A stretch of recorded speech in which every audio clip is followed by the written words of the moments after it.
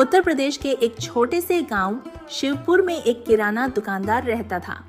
नाम था लालचंद। नाम ही नहीं, उसकी फितरत भी वैसी ही थी, लालची, चालाक और सिर्फ अपने फायदे के बारे में सोचने वाला।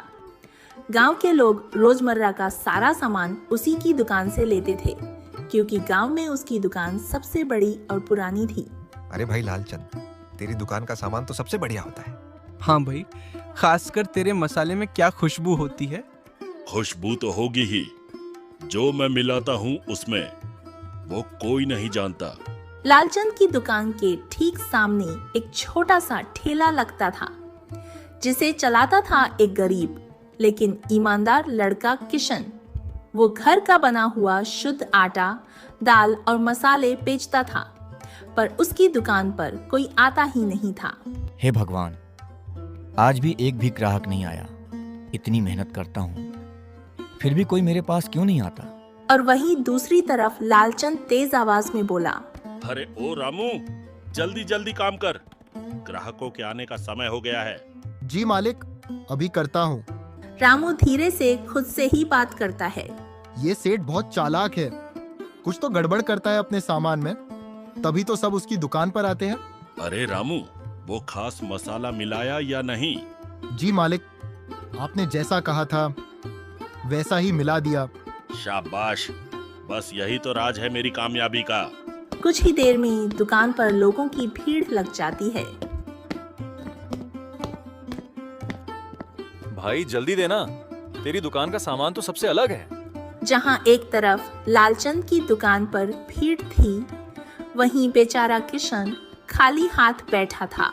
माँ ने कहा था मेहनत का फल जरूर मिलता है, लेकिन कब मिलेगा। किशन को नहीं पता था कि उसकी जिंदगी बदलने वाली है, लेकिन उससे पहले सामने आने वाला था एक खतरनाक सच। शिवपुर गांव में एक तरफ लालचंद की दुकान पर भीड़ बढ़ती जा रही थी और दूसरी तरफ किशन की उम्मीदें धीरे धीरे टूट रही थीं। शाम के समय किशन अपने घर पहुंचा। आ गया बेटा, आज कुछ बिक्री हुई? नहीं माँ, आज भी कुछ नहीं बिका। कोई बात नहीं बेटा, हिम्मत मत हार, मेहनत करने वालों का वक्त जरूर बदलता है। लेकिन माँ, सामने लालचंद की दुकान की वजह से कोई मेरे पास आता ही नहीं। पता नहीं वो ऐसा क्या करता है कि सब उसी के पास जाते हैं। शायद वो चालाकी करता हो, लेकिन हम ईमानदारी से जीतेंगे। तो माँ अंदर जाती है और एक छोटा डिब्बा लाती है। ये क्या है माँ? ये है दादाजी का नुस्खा। इसमें है शुद्ध इलायची और कुछ खास देसी खुशबू। इसे अपने मसालों में थोड़ा सा मिलाना, फिर देखना, फर्क खुद दिखेगा। सच माँ? हाँ बेटा, लेकिन याद रखना, सिर्फ नुस्खा नहीं, मेहनत और सच्चाई भी जरूरी है। अगले दिन किशन नई उम्मीद के साथ अपना ठेला लगाता है। आज सब कुछ अलग लगेगा, आज मैं हार नहीं मानूंगा। वह धीरे धीरे उस डिब्बे का मसाला अपने सामान में मिलाता है। जैसे ही खुशबू हवा में फैलती है, कुछ लोग रुककर उसकी तरफ देखने लगते हैं। अरे ये कैसी अच्छी खुशबू है, लगता है नया सामान आया है। चलो देख के आते हैं। आइए भाई, एक बार जरूर छक कर देखिए, सब कुछ शुद्ध और घर का बना है। अरे भाई, छकने की क्या बात है, वैसे भी मसाला ही होगा, बढ़िया है ना। तुम बोल रहे हो बिना मिलावट के ये मसाले हैं, तो मुझे सभी मसाले एक एक पाव कर दो। कई दिनों बाद किशन के चेहरे पर मुस्कान आई। तभी इधर लालचंद के दुकान पर रामू आता है।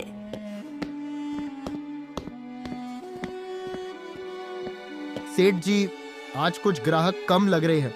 क्या बकवास कर रहा है, मेरी दुकान पर कभी ग्राहक कम नहीं होते। तभी वह देखता है कि कुछ लोग किशन के ठेले पर जा रहे हैं। लालचंद गुस्से में, ये क्या, ये लोग उस किशन के पास क्यों जा रहे हैं? सेठ जी, लगता है उसके सामान में कुछ खास है। कुछ खास? अब मैं दिखाता हूँ उसे खास क्या होता है। लालचंद के मन में अब जलन और गुस्सा भर चुका था और वो कुछ ऐसा करने वाला था जिससे सब कुछ बदल सकता था। किशन की बढ़ती भीड़ देखकर लालचंद के अंदर जलन आग बन चुकी थी। वो अब सिर्फ जीतना नहीं चाहता था, बल्कि किशन को हर हाल में गिराना चाहता था। अगर ये लड़का ऐसे ही चलता रहा तो मेरा सारा धंधा खत्म हो जाएगा। कुछ बड़ा करना पड़ेगा। सेठ जी, अब क्या करेंगे? जो हमेशा करता आया हूँ, बस इस बार थोड़ा और तेज खेल खेलेंगे। लालचंद चुपके से गांव के बाहर रहने वाले एक वैद्य के पास जाता है। क्यों लालचंद, आज फिर कुछ खास चाहिए? हाँ वैद्य जी, ऐसी चीज चाहिए जिसे खाने से इंसान बीमार पड़ जाए, लेकिन किसी को शक भी ना हो। वैद्य ने उसे एक ऐसा जड़ी दिया जिसमें काफी खुशबू था, लेकिन हानि भी करने वाला था। लालचंद, ये रास्ता सही नहीं है। इसमें बहुत तेज पदार्थ है। अगर इसे ज्यादा मात्रा में मिलाया तो नुकसान भी बड़ा होगा। बस काम होना चाहिए, बाकी मुझे फर्क नहीं पड़ता। याद रख, जो दूसरों के लिए गड्ढा खोदता है वो खुद भी उसमें गिरता है। लेकिन लालचंद पर इस बात का कोई असर नहीं हुआ। रामू, आज मैं खुद मसाला मिलाऊंगा। लालचंद चुपके से उस खतरनाक डिब्बी का मसाला अपने सामान में मिलाता है। रामू मन में डरते हुए बोल रहा था, हे भगवान, आज सेठ कुछ गलत करने वाला है। थोड़ी ही देर बाद ग्राहक आते हैं। भाई जल्दी दे, तेरे सामान का तो जवाब नहीं। हाँ, आज कुछ ज्यादा खुशबू आ रही है। लोगों ने सामान खरीदा, लेकिन कुछ घंटों बाद अरे, मेरे पेट में बहुत दर्द हो रहा है। मुझे भी चक्कर आ रहे हैं। ये क्या हो गया? धीरे धीरे कई लोग बीमार पड़ जाते हैं। तभी रामू दौड़ता हुआ लालचंद सेठ के पास पहुंचता है और हफ्ते हुए बोलता है, सेठ जी, ये क्या हो रहा है? गांव के लोग बीमार पड़ रहे हैं। चुप! किसी को कुछ मत बताना, समझा? तभी एक आदमी गुस्से में आता है। लालचंद, तेरे सामान से लोग बीमार हो रहे हैं। आखिर तू सामान में मिला क्या रहा है? इन दोनों के बीच जब तक बहस चल रहा था कि तभी लालचंद की दुकान पर भीड़ लग जाता है। लालचंद अब घिर चुका था। उसकी चालाकी अब उसके लिए मुसीबत बन रही थी। शिवपुर गांव में अब हड़कंप मच चुका था। लोग बीमार पड़ रहे थे और शक की सुई सीधा लालचंद पर आकर रुक गई थी। लालचंद, सच बता, तूने क्या मिलाया था सामान में? हमने तुझ पर भरोसा किया और तूने हमें ही नुकसान पहुंचाया। नहीं, मैंने कुछ नहीं किया। ये सब झूठ है। रामू पीछे खड़ा सब सुन रहा था, लेकिन रामू हिम्मत करके सब बताया। नहीं, ये झूठ बोल रहे हैं। सेठ जी ने ही आज सुबह एक नया मसाला मिलाया था। चुप रह रामू, ज्यादा बोलने की जरूरत नहीं है। नहीं सेठ जी, आज सच सामने आएगा। आपकी लालच की वजह से पूरा गांव बीमार हो रहा है। सच अब धीरे धीरे सबके सामने आ रहा था। तभी एक आदमी दौड़ते हुए आता है।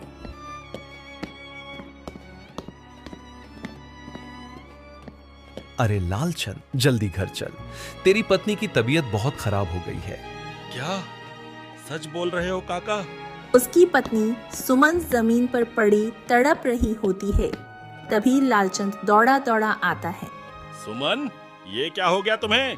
मैंने वही मसाला खाने में डालकर खा लिया जो तुम दुकान में मिलाते हो। नहीं, ये क्या कर दिया तुमने? तभी गांव का वैद्य आता है।